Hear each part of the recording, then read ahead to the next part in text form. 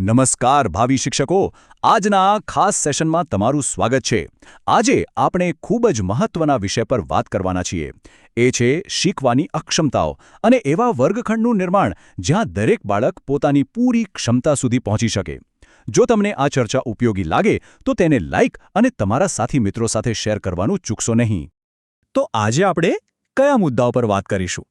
સૌથી પહેલાં આપણે એક સામાન્ય ગેરસમજ વિશે જાણીશું. પછી શીખવાની અક્ષમતા શું છે એને બરાબર સમજીશું. એ માનસિક સ્વાસ્થ્યથી કેવી રીતે અલગ છે એ પણ જોઈશું. ત્યાર પછી આ બધામાં શિક્ષકની ભૂમિકા કેટલી નિર્ણાયક છે એના પર ધ્યાન આપીશું. અને છેલ્લે સમાવેશી શિક્ષણનું ભવિષ્ય કેવું હોઈ શકે એના પર નજર નાખીશું. ચાલો એક સવાલથી શરૂઆત કરીએ. વર્ગમાં એક એવો વિદ્યાર્થી છે જે પાછળ રહી જાય છે. શું આપણે એને તરત જ આળસુ માની લઈશું કે પછી એવી કોઈ શક્યતા છે કે આપણે એને સમજી જ નથી શક્યા? આ સવાલ આપણા સૌ માટે ખૂબ જ મહત્વનો છે. મોટાભાગના કિસ્સાઓમાં જ્યારે કોઈ વિદ્યાર્થી વર્ગમાં સંઘર્ષ કરતો હોય ત્યારે એવું માની લેવામાં આવે છે કે તે પૂરતા પ્રયત્નો નથી કરતો. પણ સાચું કહું તો વાસ્તવિકતા આના કરતાં ઘણી વધારે ઊંડી અને જટિલ હોઈ શકે છે. આપણે એ પડકારોને એક નાની નજરથી જોવાની જરૂર છે. તો આ શીખવાની અક્ષમતા એટલે શું? ચાલો એને ઊંડાણપૂર્વક સમજીએ. આપણે સૌથી સામાન્ય ઉદાહરણથી શરૂ કરીશું અને એ છે ડિસ્લેક્સિયા. અહીં એક વાત ખાસ યાદ રાખવાની છે. ડિસ્લેક્સિયા એ ઓછી બુદ્ધિની નિશાની બિલકુલ નથી. ના, એ તો બસ મગજની ભાષાને પ્રોસેસ કરવાની એટલે કે સમજવાની એક અલગ રીત છે. આ વિદ્યાર્થીઓ હોશિયાર હોય છે પણ તેમની શીખવાની રીત અલગ હોય છે. તો વર્ગમાં આને કેવી રીતે ઓળખી શકાય? જો આવા વિદ્યાર્થીઓ કદાચ બી અને ડીમાં ગૂંચવાઈ જાય અથવા વોસ જેવા સરળ શબ્દને 100 વાંચી લે. એમની વાંચવાની ગતિ ઘણી ધીમી હોય અને એમને સૂચનાઓ યાદ રાખવામાં પણ તકલીફ પડી શકે છે. આ કોઈ ભૂલ નથી, આ લક્ષણો છે.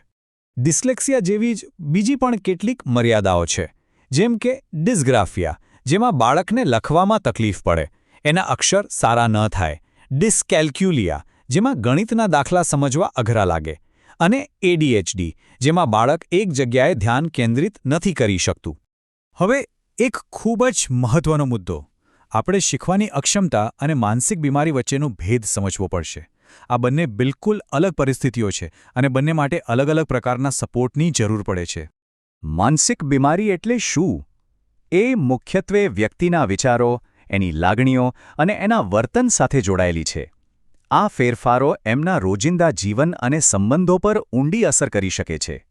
દાખલા તરીકે ચિંતા એટલે કે એન્ઝાઇટી, જેમાં નાની નાની વાતનો ડર લાગે.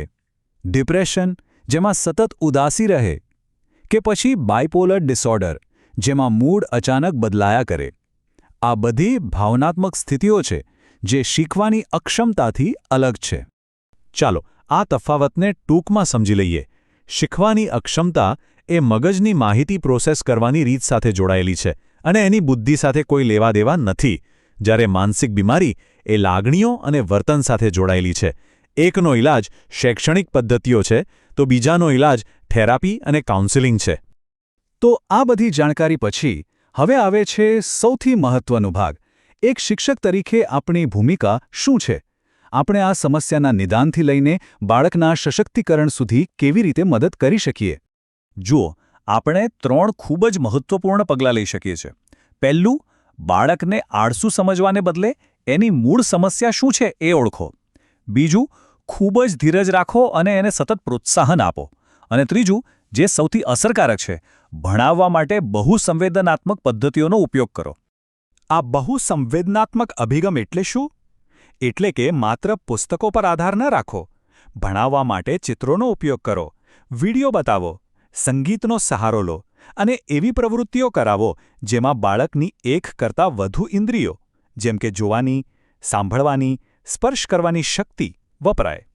આનાથી શીખવું બધા માટે સરળ અને રસપ્રદ બને છે. જ્યારે આપણે આવી પદ્ધતિઓ અપનાવીએ છીએ ત્યારે એનો ફાયદો માત્ર અમુક વિદ્યાર્થીઓને નથી થતો. ના, એનાથી તો આખા વર્ગખંડનું વાતાવરણ જ બદલાઈ જાય છે. આપણે એક એવો વર્ગ બનાવીએ છીએ જ્યાં દરેક બાળક પોતાની રીતે શીખી શકે અને આગળ વધી શકે. આપણો અંતિમ ધ્યેય શું છે? એક એવું વાતાવરણ બનાવવું જ્યાં કોઈ પણ બાળક પાછળ ન રહી જાય, ભલે તેની શીખવાની રીત ગમે તે હોય. દરેકને સફળ થવાનો સમાન મોકો મળવો જોઈએ. આ જ સાચું સમાવેશી શિક્ષણ છે. તો અંતમાં હું તમને સૌને એક પ્રશ્ન સાથે છોડી જવા માંગુ છું. આપણે એવું તો શું કરી શકીએ જેથી આપણા વર્ગના દરેક વિદ્યાર્થીની અંદર છુપાયેલી સંપૂર્ણ ક્ષમતાને બહાર લાવી શકીએ? આ પ્રશ્ન પર વિચારતા રહેજો, કારણ કે એનો જવાબ જ આપણને વધુ સારા શિક્ષક બનાવશે. આ ચર્ચામાં જોડાવા બદલ આપ સૌનો ખૂબ ખૂબ આભાર.